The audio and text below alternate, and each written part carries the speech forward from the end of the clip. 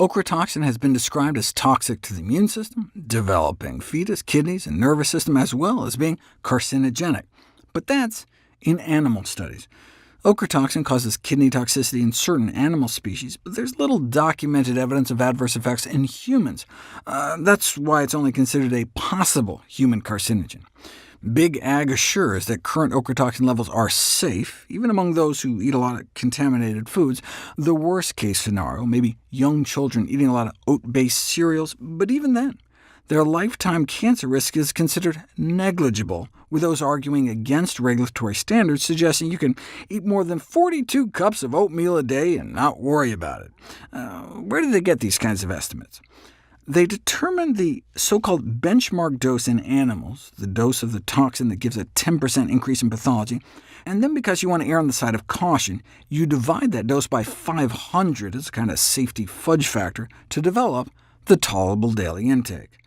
For cancer risk, you can find the tumor dose, the dose that increases tumor incidence in lab animals by 5%, and extrapolate down to the negligible cancer risk intake, effectively incorporating a 5,000-fold safety factor. Seems kind of arbitrary, right? But what else are you going to do? I mean, you can't just intentionally feed people the stuff and see what happens, though, hey, look, people eat it all the time. Can't we just follow people and their diets out over time and see if people who eat more whole grains like oats, for example, are more likely to have cancer or live shorter lives? What is the association between whole grain intake and all-cause, cardiovascular, and cancer mortality? Every additional ounce of whole grains a day is associated not only with a lower risk for cancer, but also a lower risk of dying from all causes put together. Here are all the big cancer studies. Every single one, if anything, trended towards lower cancer risk. Bottom line is that you don't find adverse effects confirmed in these population studies. This is not to say ochratoxin is necessarily harmless, but any such risk it does pose doesn't outweigh the known benefits of whole grain consumption. And in fact, healthy constituents of the whole grains themselves, like the antioxidants, may directly reduce the impacts of mycotoxins by protecting cells from damage, so eating lots of fruits and vegetables may also help. Either way, a healthy diet can play a significant role in mitigating the risk. In summary, healthy foods like whole grains are good, but not as good as they could be because of ochratoxin, whereas less healthful foods like wine and pork are worse because of the mycotoxin. Ochratoxin was detected, for example, in 44% of tested pork. In recent years, mold has been blamed for all sorts of vague subjective symptoms, but we have little scientific evidence that mold has anything to do with them.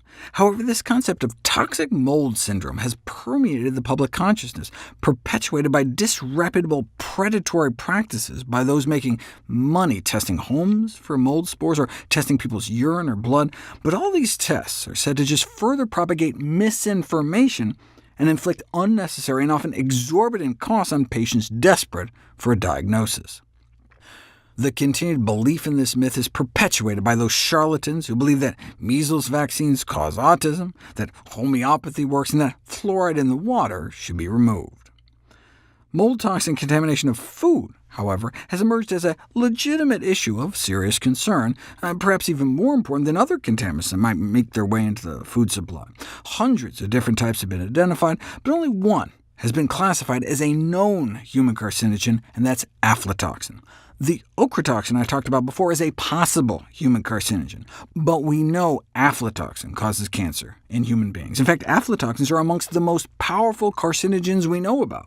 For example, it's been estimated that about a fifth of all liver cancer cases may be attributable to aflatoxins. And since liver cancer is the third leading cause of cancer deaths worldwide and kills so rapidly after diagnosis, the contribution of aflatoxins to this deadly cancer is quite significant. And once it makes it into food, there's almost nothing you can do to remove it. Cooking, for example, doesn't help. So once it makes it into crops, or the meat, dairy, and eggs from animals consuming those crops, it's too late. So we have to prevent contamination in the first place. And that's what we've been doing for decades in this country. Because of government regulations, companies are almost always sampling for aflatoxin, resulting in nearly $1 billion in losses every year, which may get worse if climate change worsens aflatoxin contamination in the Midwest Corn Belt. So on a consumer level, it's really more of a public health problem in the less industrialized world, such as African countries, where conditions are ripe and farmers can't afford to throw away $1 billion worth of crops. Indeed, aflatoxin remains a public health threat in Africa, rural China, Southeast Asia, affecting more than half of humanity, which explains why the prevalence of liver cancer in those areas may be 30 times higher, but it is not a major problem in the US or Europe. For example, only about 1% of Americans have detectable levels of aflatoxins in their bloodstream. Why even 1%, though? Well, the FDA works to ensure that the levels of exposure to these toxins are not kept as low as possible, but instead as low as practical. For example, in California, there's been an increase in unacceptable aflatoxin levels in pistachios, almonds, and figs. Unacceptable in Europe, that is, so it affects our ability to export, but not necessarily unacceptable for U.S. consumers, as we allow twice as much aflatoxin contamination. Figs are unique since they're allowed to dry on the tree. This makes them particularly susceptible to aflatoxin production. It would be interesting to know about the fig-consuming habits of the 1% of Americans who turned up positive for the toxin. If figs were to blame, I'd encourage people to diversify their dried fruit consumption, but nuts are so good for us that we'd really want to keep them in our diet. The cardiovascular health benefits outweigh the carcinogenic effects, preventing thousands of strokes and heart attacks for every one case of liver cancer. Thus, the population health benefits provided by increased nut consumption clearly outweigh the risks associated with the increased aflatoxin exposure.